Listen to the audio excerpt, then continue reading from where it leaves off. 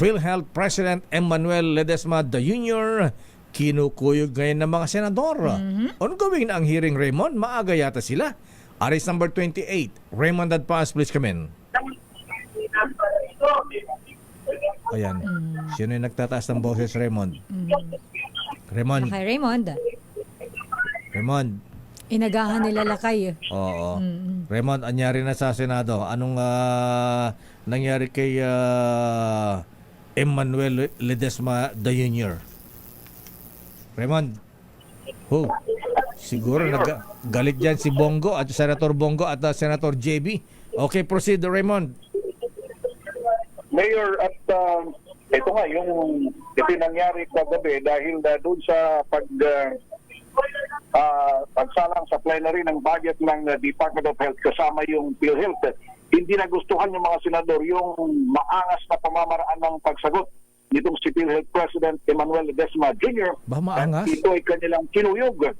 Oh, Ito ito ba? tapos na ipasuspindi ni Senador J.B. Helms ito ang rules ng Senado pagdating sa plenary deliberation sa national budget upang yung head of agency ang sasagot sa mga tanong sa halip na yung sponsor na senador na ang sponsor ng DOH budget ay si Senador Tia Cayetano. Todo depends sa itong si Ledesma sa akusasyon na hindi nito ginagampanan yung kanyang trabaho. Dahil kung meron man daw mga savings ang PhilHealth ay accumulated ito sa ilang taon. Ngunit giit ni Senador J.B., wala naman ibang sisihin kundi siya dahil siya mismo ang presidente ng PhilHealth. Narito yung bahagi ng depensa at pagsalang ni Ledesma sa budget deliberation kagabi. Parang mali rin ata to pin the blame fully on me. Why? Kasi again, uulitin ko po, 'di ba? Itong pera na to, it was piling up through the years. Hindi naman this is all accumulated through a long period of time. Hindi naman pagkapasok ko, tsaka lahat, 'di ba? So I think it's wrong to point the finger at me. But anyway, But Mr. President, just to clarify, sabi mo, wag ikaw ituturo.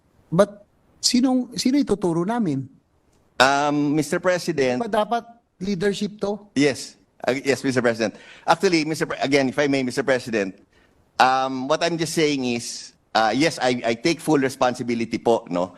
Pero, like I said, yung 600 billion na pondo niyan, or even yung 89.9 billion, all of this were not accumulated in 1 year or in 2 years. This was in the fact, diba? So parang, kasi po, kapapasok lang po natin noong November 2022. But again, I take full responsibility po. Kaisa din sa pagkastigo kay Ledesma, sina Senate Majority Leader Francis Tolentino, Senador Sherwin Gatchalian at si Senador Robin Padilla. Dahil marami pang senador yung gustong magtanong sa PhilHealth at diniter ang kanilang budget na hinihinging 70 billion pesos hinggil sa usapin na ito. At pati ang kanyang kapatid ni Senador JB na si Senador Jinggoy ay nag-rescue din at rumesbak din dito kay Ledesma at pinagbantaan ang sino mang opisyal ng o head of agency na walang respeto ay pwedeng matanggalan ng budget. Narito naman yung bahagi ng ni Senador Jingo Estrada.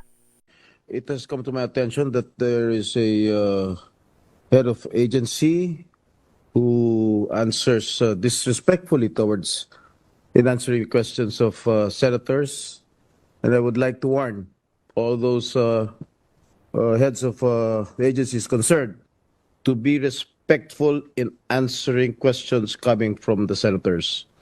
We can defer your budget. We did that. We've done that before, and we can do that again. And this warning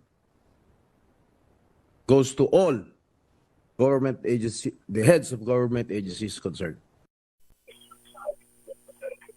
Yan, Mayor, yung pagkuyog nitong mga senador dito kay Ginoong Ledesma, kaya bukas, inasahang babalik pa sila muli para sumalang sa Senate plenary deliberation yung kanilang hinihinging 70 billion pesos na budget para o subsidy para sa susunod na taon.